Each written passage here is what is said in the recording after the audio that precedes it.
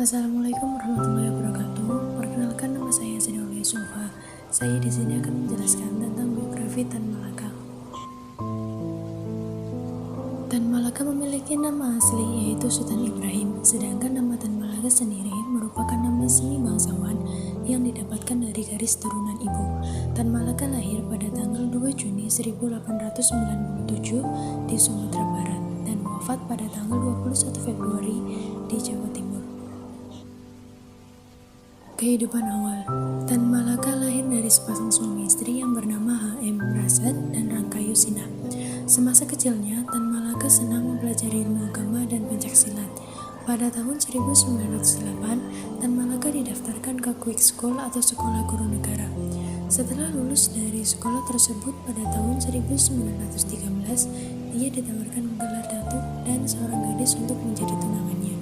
Namun, ia hanya menerima gelar datuk.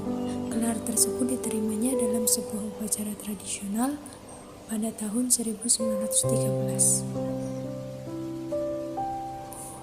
Pendidikan di Belanda. Meskipun dianggap menjadi datuk, pada bulan Oktober 1913, ia meninggalkan desanya untuk belajar di Rijkskwijk School atau Sekolah Pendidikan Guru Pemerintah. Sesampainya di Belanda, Malaka mengalami kejutan budaya, dan pada tahun 1915 ia menderita pleuritis. Karena pengetahuannya ia dapat di Belanda tentang Jerman, ia mendaftarkan diri ke militer Jerman. Namun, ia ditolak karena Angkatan Darat Jerman tidak menerima orang asing. Kemudian, ia bertemu Henk Sniffle, salah satu pendiri Indie Social Democratische Vereniging, yakni organisasi yang menjadi cikal bakal Partai Komunis Indonesia.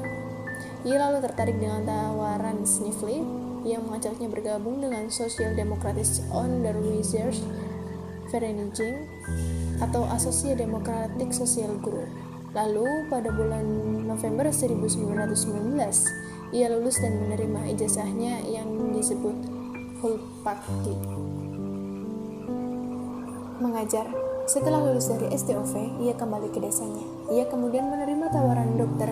C.W. Jensen untuk mengajar anak-anak kuli di perkebunan teh di Sanemba, Tanjung Morawa, Deli, Sumatera Utara.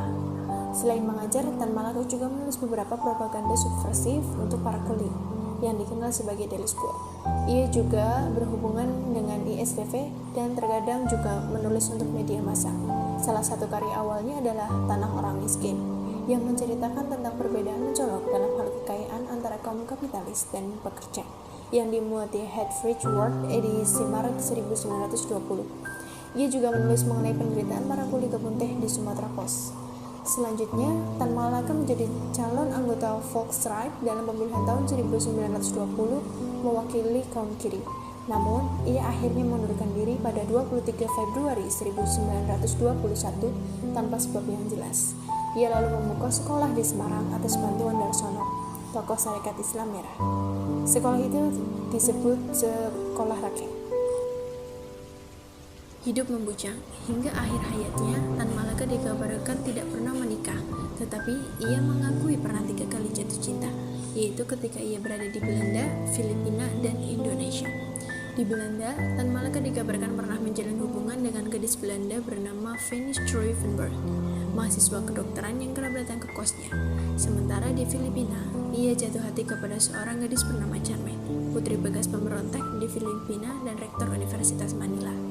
Sedangkan saat ia masih di Indonesia, Tan Malaka pernah jatuh cinta kepada satu-satunya siswi perempuan di sekolahnya saat itu, yakni Syarifah Nawawi. Alasan Tan Malaka tidak menikah adalah karena perhatiannya terlalu besar untuk perjuangan kemerdekaan Indonesia. Kepahlawanan Tan Malaka. Setelah Indonesia merdeka, Tan Malaka menjadi salah satu pelopor sayap kiri. Ia juga terlibat dalam peristiwa 3 Juli 1946 dengan membentuk Persatuan Perjuangan dan disebut-sebut sebagai otak dari penculikan Sultan Syahir yang pada waktu itu merupakan Perdana Menteri. Karena itu ia dijebloskan ke dalam penjara tanpa pernah diadili selama 2,5 tahun. Setelah meletus pemberontakan FDR atau PKI di Madiun September 1948 dengan pimpinan Musso dan Amir Syarifuddin, Tan Malaka dikeluarkan begitu saja dari penjara. Di sisi lain, setelah mengevaluasi situasi yang amat parah bagi Republik Indonesia akibat Perjanjian Linggajati 1947 dan Perjanjian Renville 1948, yang merupakan buah dari hasil diplomasi Sultan Syahir dan Perdana Menteri Amir Syarifuddin. Tan Malaka merintis pembentukan Partai Murubah pada tanggal 7 November 1948 di Yogyakarta. Setelah pemberontakan PKI atau FDR di Madiun ditumpas pada akhir November 1948, Tan Malaka menuju Kediri dan mengumpulkan sisa-sisa pemberontakan PKI atau FDR yang saat itu ada di Kediri. Dari situ, ia membentuk pasukan gerilya pembela proklamasi. Pada bulan Februari 1949, Tan Malaka ditangkap bersama beberapa orang pengikutnya di Petok, Kediri, Jawa Timur, dan mereka ditembak mati di sana. Keputusan Presiden RI nomor 53 yang ditandatangani Presiden Soekarno 28 Maret 1963 menetapkan Tan Malaka sebagai pahlawan nasional. Pada 21 Februari 1949, Tan Malaka dieksekusi mati oleh Suradita Kebek yang merupakan orang yang diberi tugas oleh Letnan II Sukoco dari Batalion Sikatan Divisi Brawijaya.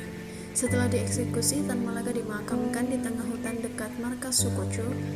Kematiannya tanpa dibuat laporan maupun pemeriksaan lebih lanjut. Tambahan, pada 21 Februari 2017, jenazah Tan Malaka secara simbolis dipindahkan dari Kediri ke Sumatera Barat. Hal ini diupayakan oleh keluarga besar Tan Malaka dan kelompok yang tergabung dalam Tan Malaka Institute. Karena gagal membawa jenazah Tan Malaka secara utuh, mereka memutuskan untuk memulangkannya secara simbolis, yakni dengan membawa tanah dari pekuburan Tan Malaka. Thank you for watching. Wassalamualaikum warahmatullahi wabarakatuh.